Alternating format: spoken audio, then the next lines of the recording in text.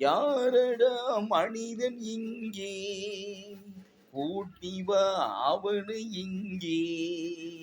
இறைவன் படைப்பில் குரங்குதான் மீதி இங்கே. மனிதரில் நாய்கள் உண்டு, மனதினில் நரிகள் உண்டு. மனிதரில் நாய்கள் உண்டு, மனதினில் நரிகள் உண்டு. பார்வையில் புலிகள் உண்டு, பழக்கத்தில் பாம்பும் உண்டு.